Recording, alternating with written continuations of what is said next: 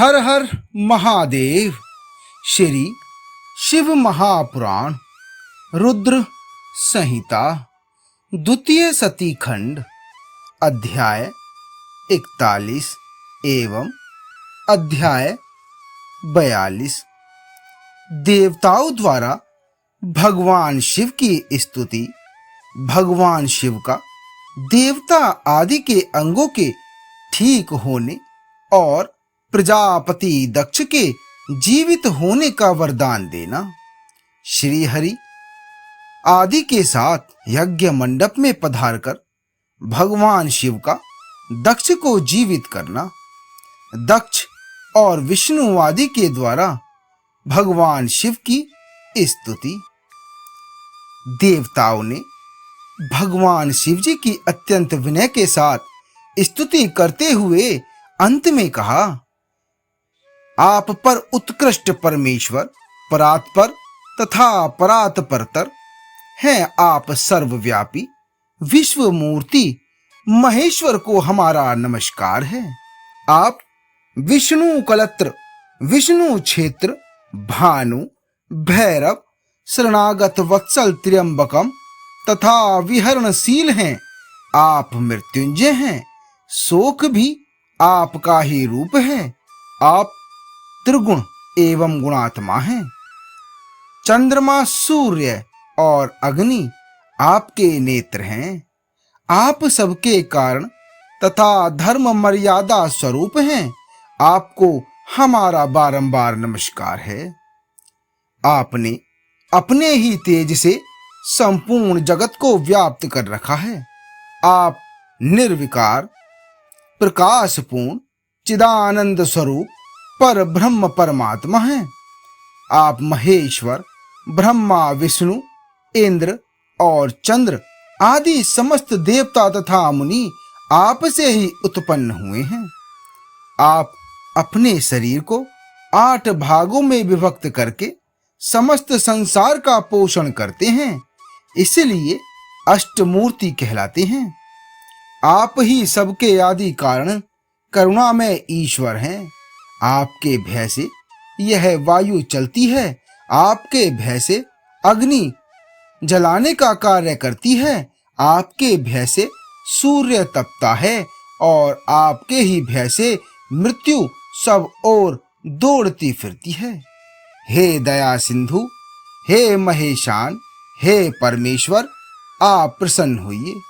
हम नष्ट और अचेत हो रहे हैं, अतः सदा ही हमारी रक्षा कीजिए, हमारी रक्षा कीजिए।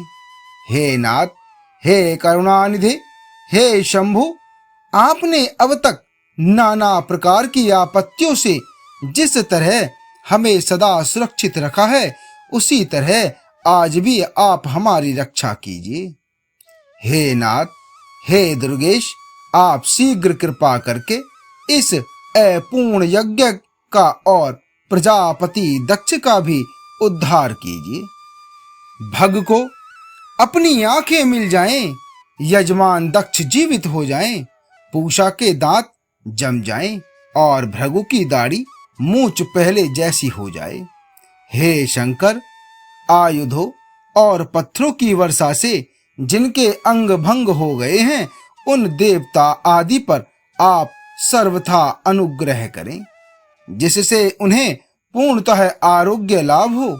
हे नाथ, यज्ञ कर्म पूर्ण होने पर जो कुछ शेष रहे हैं, वह सब आपका पूरा पूरा भाग हो, उसमें और कोई हस्तक्षेप न करे। हे रुद्रदेव, आपके भाग से ही यज्ञ पूर्ण हो, अन्यथा नहीं। ऐसा कहकर मुझ ब्रह्मा के साथ सभी देवता अपराध क्षमा कराने के लिए उद्यत हो हाथ जोड़ भूमि पर दंड के समान पड़ गए। श्री ब्रह्मा जी कहते हैं कि हे नारद, मुझ ब्रह्मा, लोकपाल, प्रजापति तथा मुनियों सहित श्रीपति विष्णु के अनुनय विनय करने पर परमेश्वर से प्रसन्न हो गए। देवताओं को आश्वासन दे हंसकर उन पर परम अनुग्रह करते हुए करुणा निधान परमेश्वर शिव ने कहा। श्री महादेव जी बोले कि हे सुरश्रेष्ठ ब्रह्मा और विष्णुदेव, आप दोनों सावधान होकर मेरी बात सुने। मैं सत्य बात कहता हूं। हे तात, आप दोनों की सभी बातों को मैंने सदा माना है। दक्ष के यज्ञ का यह विध्वंस मैंने नहीं किया है। दक्ष स्वयं ही दूसरों से द्वेष करते हैं। दूसरों के प्रति जैसा बर्ताव किया जाएगा वह अपने लिए ही फलित होगा। अतः ऐसा कर्म कभी नहीं करना चाहिए जो दूसरों को कष्ट देने वाला हो। दक्ष का मस्तक जल गया, इसलिए इनके सिर के स्थान पे बकरे का सिर जोड़ दिया जाए। भग देवता मित्र की आंख से अपने यज्ञ भाग को देखें। हे तात, पूषा नामक देवता जिनके दांत टूट गए हैं, यजमान के दांतों से भली भांति पिसे गए यज्ञान्न का भक्षण करें। यह मैंने सत्य बात बताई है। मेरा विरोध करने वाले भृगु की दाढ़ी के स्थान में बकरे की दाढ़ी लगा दी जाए। शेष सभी देवताओं के जिन्होंने मुझे यज्ञ भाग के रूप में यज्ञ की अवशिष्ट वस्तुएं दी हैं, सारे अंग पहले की भांति ठीक हो जाएं। अधर्व्यूवादी याज्ञिकों में से जिनकी भुजाएं टूट गई हैं, वे अश्वनी कुमारों की भुजाओं से, और जिनके हाथ नष्ट हो गए हैं, वे पूषा के हाथों से अपना कार्य चलाएं। यह मैंने आप लोगों के प्रेमवश कहा है। श्री ब्रह्मा जी कहते हैं कि हे नारद, ऐसा कहकर वेद का अनुसरण करने वाले सुर सम्राट चराचरपति दयालु परमेश्वर महादेव जी चुप हो गए। भगवान शंकर का वह भाषण सुनकर श्री विष्णु और ब्रह्मा सहित संपूर्ण देवता संतुष्ट हो उन्हें तत्काल साधुवाद देने लगे। भगवान शंभु को आमंत्रित करके मुझ ब्रह्मा और देवर्षियों के साथ श्री विष्णु अत्यंत हर्ष पूर्वक पुनः दक्ष की यज्ञशाला की ओर चले। इस प्रकार उनकी प्रार्थना से भगवान शंभु, विष्णु आदि देवताओं के साथ कनखल में स्थित प्रजापति दक्ष की यज्ञशाला में पधारे। उस समय रुद्रदेव ने वहां यज्ञ का और विशेषतः देवताओं तथा ऋषियों का जो वीरभद्र के द्वारा विध्वंस किया गया था उसे देखा। स्वाहा स्वधा पूषा तुष्टि धृति सरस्वती अन्य समस्त ऋषि पितर अग्नि तथा अन्य बहुत से यक्ष गंधर्व और राक्षस वहां पड़े थे। उनमें से कुछ लोगों के अंग तोड़ डाले गए थे, कुछ लोगों के बाल नोच लिए गए थे और कितने ही उस सम्रांगण में अपने प्राणों से हाथ धो बैठे थे। उस यज्ञ की वैसी दुर्वस्था देखकर भगवान शंकर ने अपने गणनायक महापराक्रमी वीरभद्र को बुलाकर हंसते हुए कहा कि हे महाबाहु, हे वीरभद्र, यह तुमने कैसा कार्य किया। हे तात, तुमने थोड़ी ही देर में देवता तथा ऋषि आदि को बड़ा भारी दंड दे दिया। हे वत्स, जिसने ऐसा द्रोहपूर्ण कार्य किया, इस विलक्षण यज्ञ का आयोजन किया और जिसे ऐसा फल मिला, उस दक्ष को तुम शीघ्र यहाँ ले आओ। भगवान शंकर के ऐसा कहने पर वीरभद्र ने बड़ी उतावली के साथ दक्ष का धड़ लाकर उनके सामने डाल दिया। दक्ष के उस शव को सिर से रहित देख लोक कल्याणकारी भगवान शंकर ने आगे खड़े हुए वीरभद्र से हंसकर पूछा कि हे वीरभद्र, दक्ष का सिर कहाँ है। तब प्रभावशाली वीरभद्र ने कहा कि हे प्रभु, हे महादेव, मैंने तो उसी समय दक्ष के सिर को अग्नि में होम दिया था। वीरभद्र की यह बात सुनकर भगवान शंकर ने देवताओं को प्रसन्नता पूर्वक वैसी ही आज्ञा दी जो पहले दे रखी थी। भगवान भव ने उस समय जो कुछ कहा उसकी मेरे द्वारा पूर्ति कराकर श्री हरि आदि सब देवताओं ने भृगु आदि सबको शीघ्र ही ठीक कर दिया। भगवान शंभु के आदेश से प्रजापति के धड़ के साथ यज्ञ पशु बकरे का सिर जोड़ दिया गया। उस सिर के जोड़े जाते ही शंभु की शुभ दृष्टि पड़ने से प्रजापति के शरीर में प्राण आ गए और वे तत्काल सोकर जगे हुए पुरुष की भांति उठकर खड़े हो गए। उठते ही उन्होंने अपने सामने करुणानिधि भगवान शंकर को देखा। देखते ही दक्ष के हृदय में प्रेम उमड़ आया।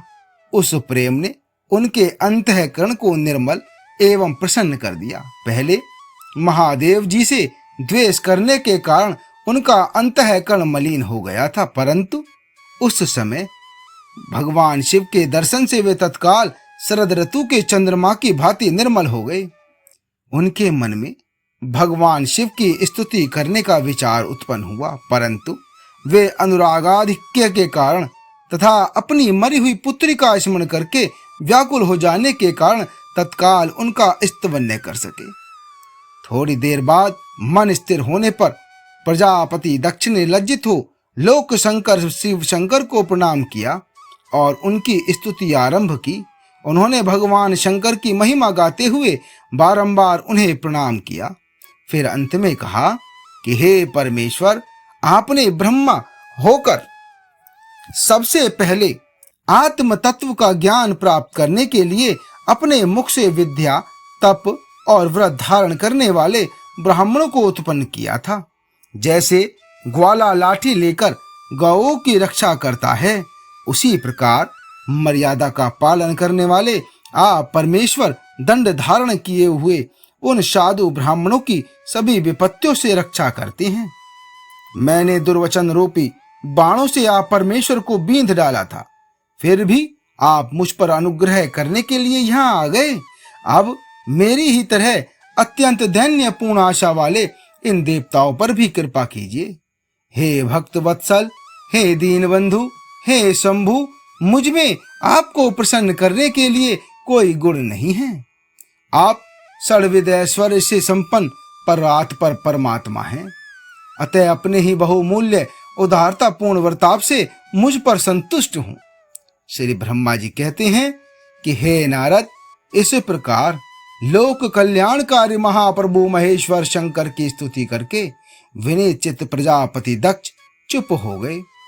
श्री विष्णु ने हाथ जोड़ भगवान वृषभ ध्वज को प्रणाम करके प्रसन्नता पूर्ण हृदय और वाष्प गदगद वाणी द्वारा उनकी स्तुति प्रारंभ की। तदनंतर मैंने कहा कि हे देव देव, हे महादेव, हे करुणा सागर, हे प्रभु, आप स्वतंत्र परमात्मा हैं, अद्वितीय एवं अविनाशी परमेश्वर हैं। हे देव, हे ईश्वर, आपने मेरे पुत्र पर अनुग्रह किया। अपने अपमान की ओर कुछ भी ध्यान न देकर दक्ष के यज्ञ का उद्धार किया। हे देवेश्वर, आप प्रसन्न होइए और समस्त शापों को दूर कीजिए। आप सज्ञान हैं, अतः आप ही मुझे कर्तव्य की ओर प्रेरित करने वाले हैं और आप ही अकर्तव्य से रोकने वाले हैं। हे महामुने, इस प्रकार परम महेश्वर की स्तुति करके मैं दोनों हाथ जोड़ मस्तक झुकाकर खड़ा हो गया। तब सुंदर विचार रखने वाले इंद्र आदि देवता और लोकपाल भगवान शंकर की स्तुति करने लगे। उस समय भगवान शिव का मुखारविंद प्रसन्नता से खिल उठा था। इसके बाद प्रसन्नचित्त हुए समस्त देवताओं, दूसरे दूसरे सिद्धों, ऋषियों और प्रजापतियों ने भी भगवान शंकर का सहर्ष स्तवन किया। उपदेवों, नागों, सदस्यों तथा ब्राह्मणों ने पृथक पृथक प्रणाम पूर्वक बड़े भक्ति भाव से उनकी स्तुति की। आगे का अध्याय 43 में। हर हर महादेव।